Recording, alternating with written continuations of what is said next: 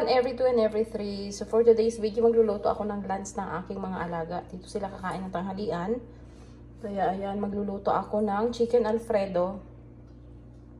Ayan yung aking chicken na marinate ko na siya. Hindi ko na nakuna ng video. Minarinate ko lang sa mga spices and itlog. At ito plain breadcrumbs. At ayan siya, na-coat ko na yung 5. Iko-coat pa natin ito. At ready na rin yung aking pagpiprituhan. Ito yung para sa fries. At ready na rin yung ating oven. Naka-preheat na rin. So, iko-coat ko muna itong isa. So, yan lang. Iko-coat lang siya sa breadcrumbs. Plain breadcrumbs yung na-marinate natin na manok. At gagawa rin ako ng fries para partner natin doon sa chicken alfredo ng aking mga alaga. 2 lang, okay na yan. Gagawa rin ako ng gemat mamaya na kapag nakababad na yung aking gemat. Ay, syempre Ramadan na. Next week, Monday, Ramadan na dito. Kaya practice na ng paggawa ng gemat para hindi mapalpak.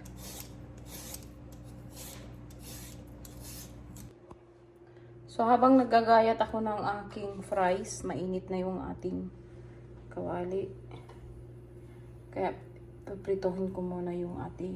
Hindi masyado mainit, medium lang yung ating apoy para hindi masunog. Ayan, yung ating manok. Kasi pag mainit na mainit, masusunog yan agad dahil sa breadcrumbs.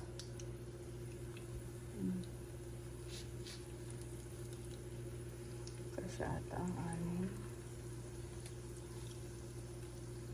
Non-stick ang gamitin. Ginamit ko na kawali. Ayan.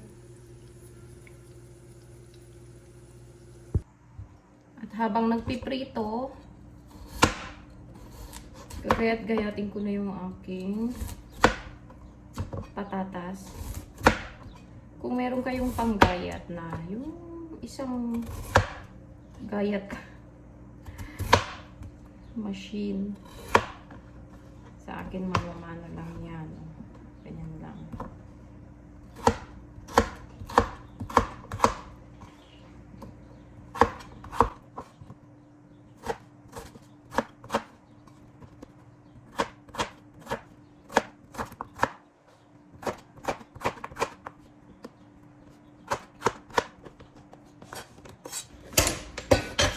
Ayan na siya.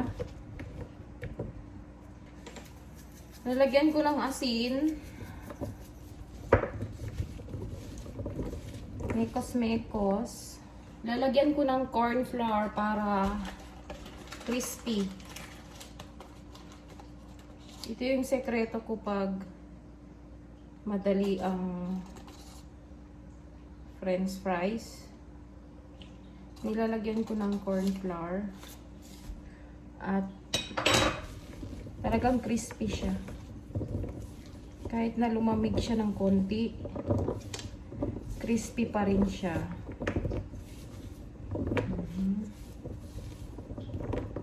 Depende sa inyo. Pwede rin naman lagyan ng asin after na maluto. Yung isi-serve mo na siya. Pwede yun.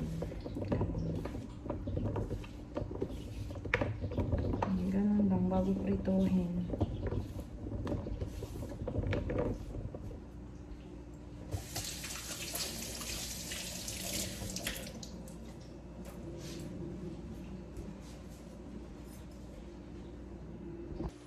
Yan, mainit na yung ating mantika para sa fries.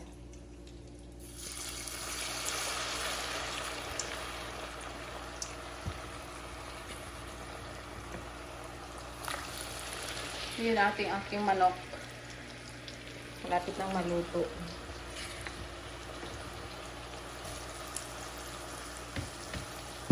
At para sa ating sauce, kung meron kayong pizza sauce, Pwede yun, pero ayaw ng mga alaga ko yun. Kaya ang gagawin ko is tomato paste at chicken barbecue sauce.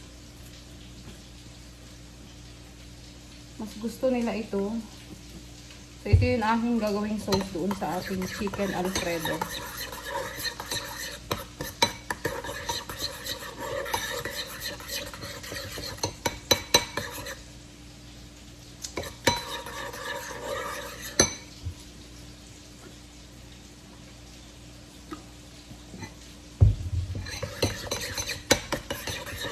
Yan lang. So, ayan, luto na yung ating manok. Pwede na natin hanguin. Ayan na siya. At malambot pa rin siya. Juicy siya. Ayan, tinry ko yung isa. Ayan siya.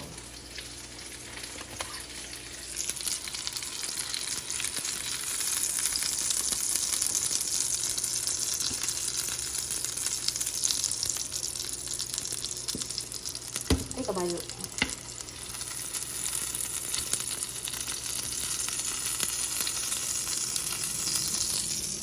Yan na siya. So, ito na yung ating manok. Lalagyan na natin ng sauce.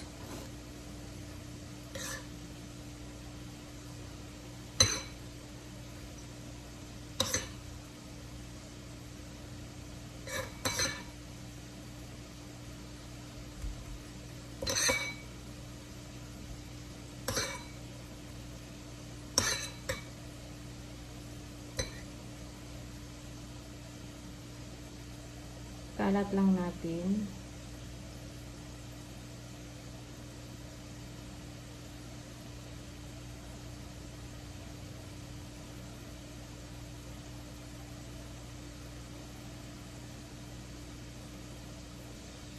Then, cheese. Mozzarella cheese.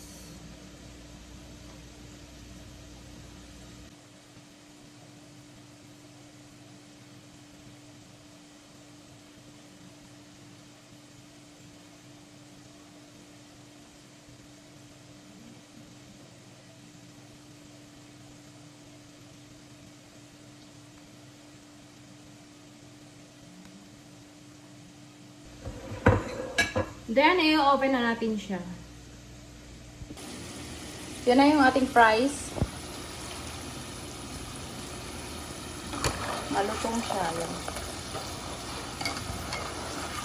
Malutong. Paborito ng alaga. Pero deep fry nga lang.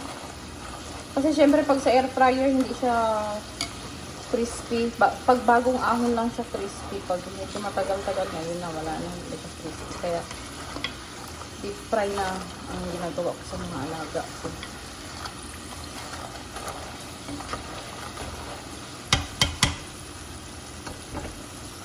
At nandito yung ating game mat. Isang oras na rin siya. Pwede na siya. At ito yung ating DIY. May video na rin ako dito dati sa video sa YouTube ko. Ito yung takip ng bottled water. Lagay natin dyan. Para bilog-bilog talaga siya.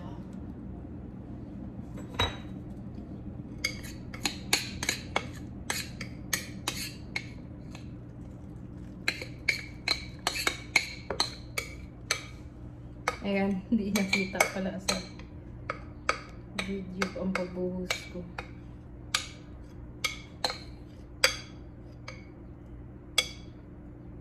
Ayan.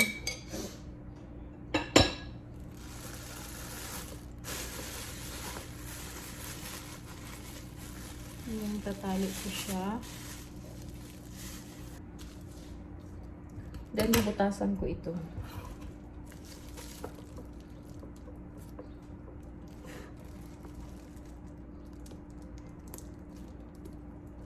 Pwede rin naman yung sa cake.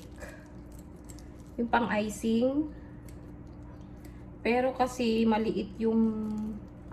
Meron ako dito pero maliit. Kaya ito ang gamit ko. Nagdi-DIY ako. Bibili pa ako ng malaki.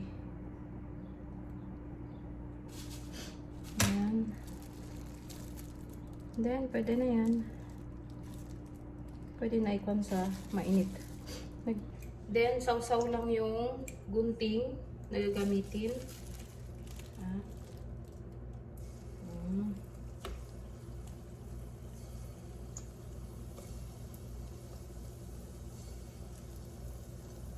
Madali lang mo yan. Pipisilin mo lang siya at guguntingin.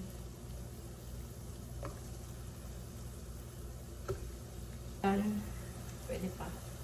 May space pa. Yan lang siya. Pipisilin mo, guntingin. Kita ba? Ay, kita.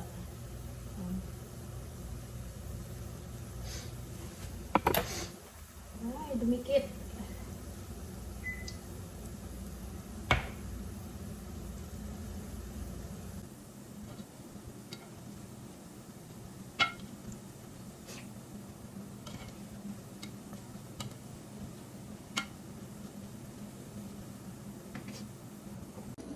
Yan na yung ating chicken alfredo.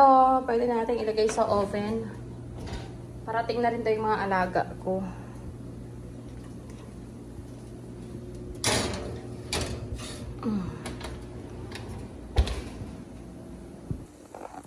Ayan na yung naluto kong gemat.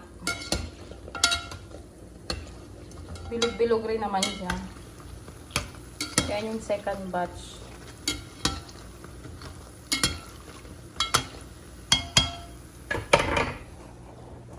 Ayun na yung ating chicken alfredo. Ang ganda na. Yan yung ating fries. Crispy pa rin.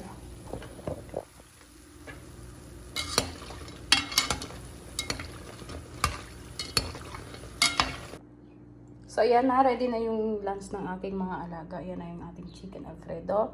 At yan yung fries. Dalawa kasi sila, kaya ayan. Yan yung ating gemat. At yan yung ating kalat, syempre. So, thank you so much sa walang sawang panonood. Ulit-ulit. Hanggang dito na lang ang aking video sa araw na ito.